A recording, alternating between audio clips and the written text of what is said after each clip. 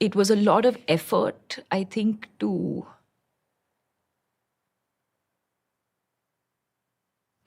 I think to show like everything was okay, because it was not. And I think to keep smiling, or to keep um, giving energy to people around me, to kind of overcompensate, to show that everything was okay, or that I was feeling okay, I think was extremely exhausting.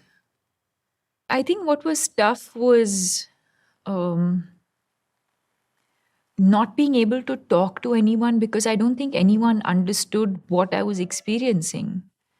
So if I'd say I'm not feeling, and I didn't know myself initially how to describe it. I've just, all of these terms of, I knew what I was feeling, but I don't think I was able to communicate entirely what I was feeling. Like I knew I had this pittish feeling in my stomach. I knew that I'd be scared to wake up. I didn't want to wake up. I wanted to always, uh, I found sleep. I found comfort in sleep, because I felt like that was my escape. Um, and like waking up was a struggle. I didn't enjoy. And in fact, I think that's something I'm still scared of. I don't like the sound of an alarm. Um, so yeah, I think waking up was tough, because I didn't want to face a day.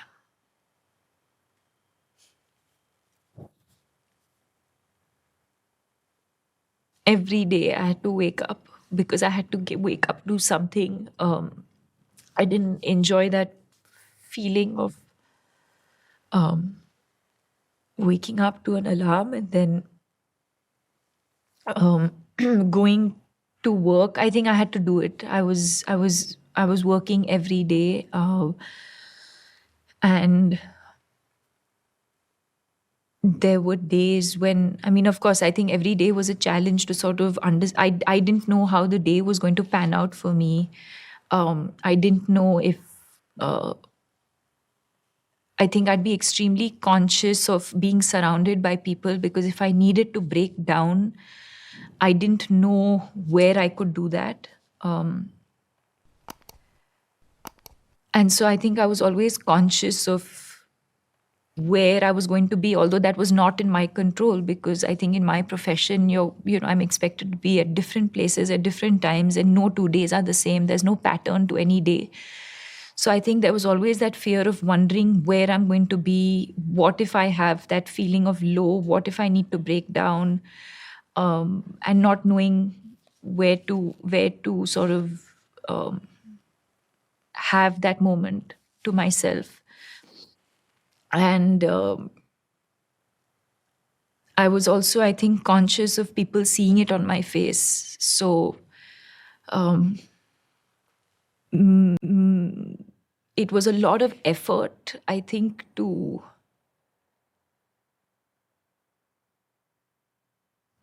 I think, to show like everything was okay, because it was not. And I think to keep smiling, or to keep um, giving energy to people around me, to kind of overcompensate, to show that everything was okay, or that I was feeling okay, I think was extremely exhausting. Before, of course, it before it happened, in the time that I was suffering or struggling, I wish that I had come across that one person who said, I think I know what it is. And it probably would have just made the whole process much, much easier. So I felt like if I then shared my story with people, it would probably help a lot of people who till today are not aware of what um, they know they're not feeling their best, or not feeling uh, correct, or feeling low, or feeling unwell, or whatever you want to call it. But I think it was important for me to to break that down and to say, 1 second, this is what are you experiencing what I'm experiencing? Because this is what I went through. And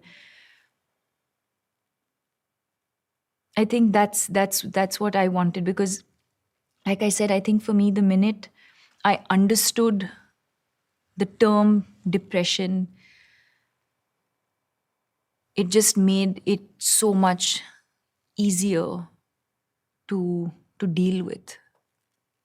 Thank you, Mrs. Schwab, Professor Schwab, and the World Economic Forum.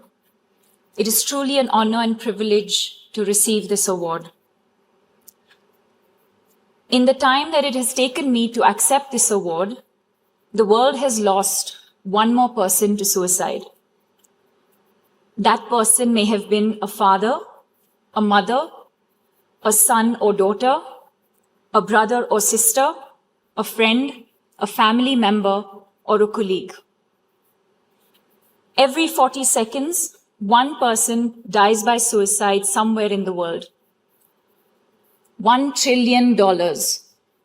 That is the estimated impact caused by anxiety and depression on the global economy. 15th February 2014, I vividly remember waking up with a hollow feeling in my stomach. I felt empty and directionless. I'd become irritable, and for someone who loves to multitask, making decisions suddenly felt like a burden. I would cry endlessly. Waking up every morning had become a struggle. I was exhausted, and I often thought of giving up. My mother, who recognized that something was amiss, insisted I seek professional help. Subsequently, I was diagnosed with anxiety and clinical depression. What is anxiety? It is a state of worry over a future unwanted event or a fear of an actual situation. Depression is a common yet serious medical illness that affects how we feel, the way we think, and how we act. It is important to understand that anxiety and depression are like any other illness and are treatable. However, in my experience, acceptance is the first step to recovery. Through my journey to recovery, as I began to understand the stigma and lack of awareness associated with mental illness, I felt a deep need to save at least one life. And it was this very need that motivated me to go public with my illness and set up the Live, Love, Laugh Foundation. Live, love, and laugh exemplify my personal philosophy to life. The Live, Love, Laugh Foundation aims to provide hope to every person experiencing stress, anxiety, and depression, and has undertaken work in the following areas. Awareness programs in schools covering over 150,000 adolescents and 16,000 teachers across 11 cities in India. Funding free psychiatric treatment in low-income communities. Collaborative partnerships to run continuing medical education programs in common mental disorders for general practitioners. Nationwide public awareness campaigns to destigmatize mental illness. An annual lecture series featuring some of the world's foremost thinkers and achievers, and research. As key stakeholders in shaping the global mental health narrative, prioritizing mental health in the workplace and various other communities, integrating mental health curriculum in educational institutions, providing accessibility to affordable mental health care, and enhancing funding for mental health are some of the focus areas that we believe are the need of the hour. As most of us know, stakeholders for a cohesive and sustainable world is the theme for this year's annual meeting. But in order for us to truly achieve a cohesive and sustainable world, now more than ever before, we need to prioritize the needs of every individual, including those affected by mental illness. Mental illness has presented us all with a very tough challenge. But in my love-hate relationship with the illness has taught me so much. To be patient for one, that you are not alone, but most importantly, that there is hope. For in the words of Martin Luther King, everything that is done in this world is done by hope. Thank you.